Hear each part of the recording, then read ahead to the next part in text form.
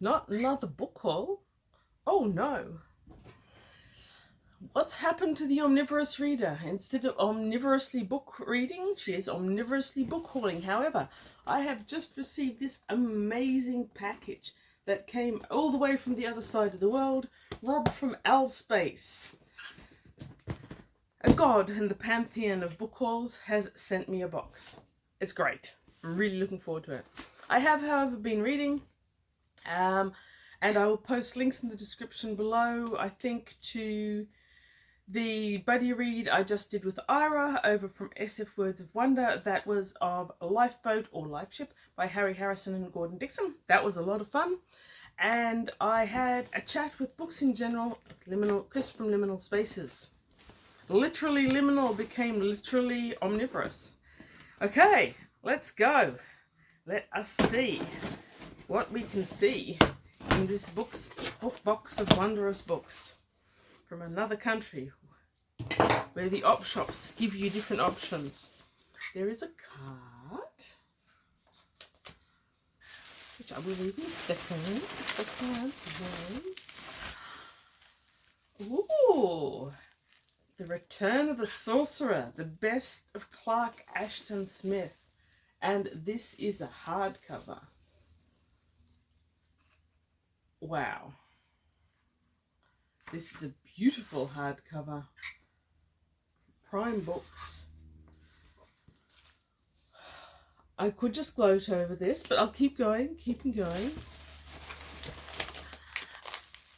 The Last Planet by Andre Norton. Now, I know I've said before, I know how common Andre Norton is over there, but I don't see them here that often. This is complete and unabridged, apparently. Original title, Star Rangers, and it's got this fantastic genre art. This is gorgeous. The sky's no limit to Andre Norton's imagination. Exciting. The best of C.L. Moore. Now, we discussed this. C.L. Moore is another one that I just don't see here very often. Again, with some marvelous artwork on that cover. And this will give me a chance to dive in and read some of the C.L. Moore that everyone's been talking about on BookTube and I haven't been able to find. And more Andre Norton. Sea Siege. Filled with interest and suspense.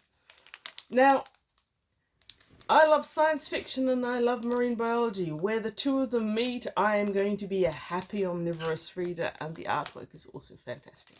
Look at that enormous sea lizard, dinosaur-y thing, eating the scuba diver. The yellow scuba diver. The double tank. Ooh! And we have more Andre Norton. Werehawk. Wow, look at that cover. Look at that cover. It is magnificent. And they're all carefully packaged in those little plastic sleeves that I see that other people have, but which I've never been able to find in the wild. So that's a bit exciting. We have got another C.L. Moore and Henry Kuttner. Excellent. C.L. Moore and Henry Kuttner wrote a lot together. I haven't got any up until this second. Earth's Last Citadel. Have you read this? Tell me about this. Look, again, such fantastic artwork. And in such amazing condition, too. It's like you just wouldn't find something like that in the op shop. And beautifully packaged. Can I just say? Amazing packaging. I am like that little kid who's just ripping the packaging up. The Shadow of the Torturer by Gene Wolfe. I've been so excited for this, and I've been looking for it, I think, for as long as I've been on BookTube. I don't know, that might just have to leap right to the top of my reading pile, that one. More Gene Wolfe. The Claw of the Conciliator. Woohoo! Great. I really love Gene Wolfe. He vanished off the shelves here about a decade ago. And as a consequence, I've only got one or two of his. The Sword of the Lictor, again, Gene Wolfe. Magnificent. Maybe not in perfect condition, but I am more of a reader than I am a collector, so I'm perfectly happy with that. Reepicheep would be perfectly happy if I just let him chew any of these books, which he will not be allowed to do. He will not be allowed to do that. What are you trying to do? You're trying to do something. I know it.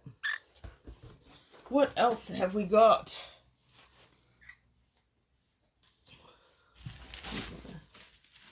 Oh! The Birth Grave by Kenneth Lee. A door! Show us your doors. Finally, The Birth Grave is one that it's the, I guess, seminal work by Kenneth Lee, but in fact, it is really hard to come by. I had a copy. I got rid of it years ago. It wasn't my favourite Kenneth Lee, and I was moving. I didn't have enough space. It wasn't in anywhere near as good condition as this one, and it didn't have that marvellous artwork either. Another thing you don't see here that often is doors. You certainly don't see them in as good condition, and I don't have any yellow spine doors of Kenneth Lee at all, I don't think. Red as Blood or Tales from the Sisters Grimm. It's going to be really hard deciding my next read. There's so many excellent options. Again, this is a Kenneth Lee that I don't believe I have ever read because I don't believe I have ever seen. Hard to find here. Once again, in a beautiful yellow spine door with that fantabulous artwork. Now, I'm not going to open it up now, but I do believe that this is one of the ones that has a lot of black and white drawing inside. They might even be Tanith's, because she did also draw. And next we have... I should have saved this for Christmas. Who am I kidding? No way would I have saved this for Christmas. No way would I have saved this. Yes. C.J. Cherryh, The Faded Sun Trilogy. All in one book. That is so good. And cover art by Michael Whelan. Fantastic cover art. Cherryh is one that I really enjoy. I'm cautious about reading new ones by her, however, because it can be so difficult to figure out which is a trilogy and which isn't. My absolutely favourite Cherryh, which I do have in door, having bought it when I was overseas, is Port Eternity. And that's marvellous. It's a standalone, but it's part of a series. And it's hard for someone who doesn't know to figure out what is part of a series and what isn't. It's hard for me. Okay, 2 more packages. Glee. The Glee of books. Of amazingly beautiful, good quality books, instead of my normal shabby finds from the op shops too. Again, we've got the hardcovers. This is so nice of you, Rob. I really, really do appreciate this. Again, hardcovers are not always easy to find. Hardcovers of science fiction are kind of hen's teeth. 2 more Kenneth Lees in hardcover, and I am so excited. Piratica and Piratica 2, Return to Parrot Island. Hardcovers, gorgeous, but gorgeous artwork in perfect condition. Oh, look at that. I have never seen these copies anywhere. Not even in catalogues, not even owned by other people. Anna, I know you're drooling if you're watching this. Aren't they beautiful? Wow, look at those dust jackets. The dust jackets are perfect as well. I didn't even know. Kenneth Lee is an amazing author. And she wasn't faithful to one publisher by any means. She completely and utterly moved between publishers, and she was writing all the way up to the 2000s, which some people don't realise, though a lot of that was far more liminal, I guess, than the science fiction or fantasy that she's normally thought of as writing. Oh yes, another one, E.C. Tubb, The Return, Dumaris Saga 32. This has been the unicorn of my life. I have never completed the Dumaris Saga. I have never seen or even found. I was willing to buy online for this one and I still couldn't find it. So the long-awaited final novel. Well, I've been long-awaiting this since I first fell in love with E.C. Tubbs' The Dumarist Saga, and I think I was about 12 when that happened. So now, the big question is, do I have to read every single Dumarist in sequence, starting with The Winds of Gath, before I can read The Return? I'll leave you to guess. Now, E.C. Tubb, Child of Earth, Dumarist of Terror 33. And here you see the contradiction. The long-awaited final novel is Dumarist Saga 32, and Child of Earth is 33. When E.C. Tubb started his Dumarist Saga, it was very, very straightforward. It was like a space western or pure pulp. Though I think even his pulpiest, he had some amazing writing there. Toward the end, instead of having one planet, one adventure, one beautiful woman per book, as Dumarist worked his way through the universe, Star Trekking across the universe, it became more complex and more complicated.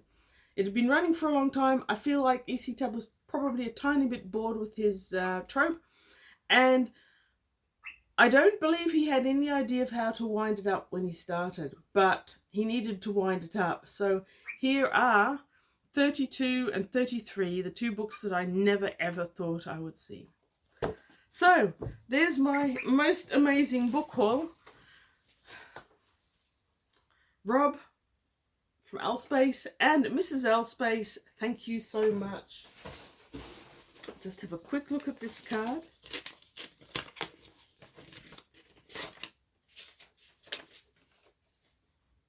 Oh man, what beautiful writing. Mine looks like a chicken that walked across the page.